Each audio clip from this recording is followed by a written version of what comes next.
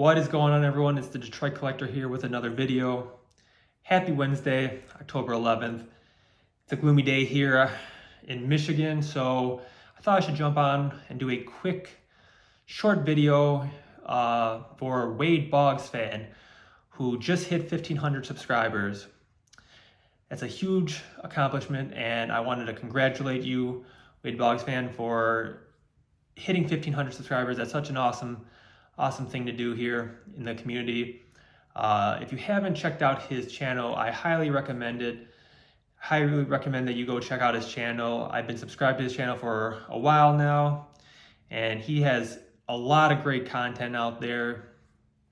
He's a super collector of Wade Boggs fan, so we're talking memorabilia, game used, cards, all that stuff. He's even interviewed Wade Boggs, which is such an awesome accomplishment to be able to do something like that. He also has another side channel called Two Guys One Hobby, where they do interviews with sports cards and everything. Really great stuff. Does a lot for the community, puts out a lot of great content. So as I mentioned, go check him out if you haven't. I'll link his name and channel in the description and the title. Before his 1,500 subscribers competition, he asked us to show off our favorite sports card in our collection. If you had to sell your whole collection and you only were able to keep one card from the collection, what would it be? This is a no-brainer for me. I've done this video in the past before, but I've gotten some new subscribers, and I wanted to show it again because this card will never change. So just a little back history for me. When I was young, probably started collecting sports cards around the 6 to 8 year old range. And what would happen is we would have a sports card show happen once or twice a month in a very, very large flea market called Gibraltar's Trade Center. That was located here in Michigan. Gibraltar isn't here anymore, but back in the day, they had 2 locations, and every month they would have a sports card show at each location. And during those sports card shows, they would bring athletes from old Tigers teams, old Detroit Red Wings teams, and have them sign autographs for the people who came in to the sports card show. Typical sports card show stuff. So being a young kid, that's how I really got into vintage cards. My dad would take me to these shows every month, and we would go and we would get these guys' autographs. So we're talking Ernie Harwell, Al Kaline, Gordie Howe, Alex Delvecchio, old players from like the 60s, 80s, that kind of stuff. They would come and they would sign, and my dad would take me, and I would go get autographs of these Detroit legends. And being that they were from the past and everything, I wanted to learn more about these individuals and more about the history of the Detroit Tigers, the Detroit Red Wings, the Detroit Pistons. So that's really how I got into vintage cards, was going to these shows, learning about these players, and then kind of broadening my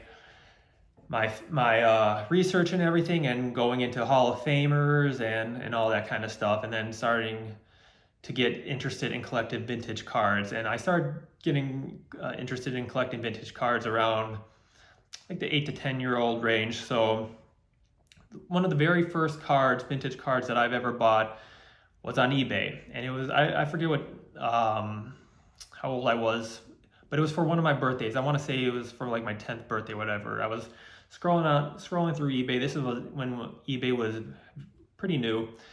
Scrolling through eBay, and I saw this card that I really wanted. It was a rookie card, and it looked really cool. And I went to my dad, and I asked my dad about this guy, and I'm like, hey, do you know who this guy is? I really like this card. And he kind of gave me a brief history of this guy, and yeah, he's a great player and stuff, Hall of Famer, all that kind of stuff. And my dad was never into collecting sports cards or sports memorabilia, but he knew that was something that I was into when I was a kid. So he always tried his best to, take me to the card shows, provide whatever information he had of these individuals, and, do whatever he could to help me, support my love for collecting sports cards. So for my 10th birthday, I asked my dad for one present, and the present would be if he could give me this rookie card off eBay. And for my 10th birthday, he did. And the card was in my collection for decades. And then as of recently, I really wanted to get the card graded, not for the grade, not for resale value, because as I mentioned, this card I will never sell. This was just to protect it and give me something to remember my dad. My dad happened to pass away 4 years ago in January 2019. But this card is something I have from him that I will always remember him from. He's a little piece of him in this card, in this slab right here. And the sentimental value of this card is something that will never be replicated by any other card.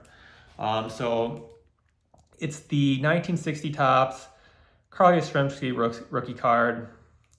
Again, I only got it slabbed in a PSA holder just for protection because of how much this card meant to me.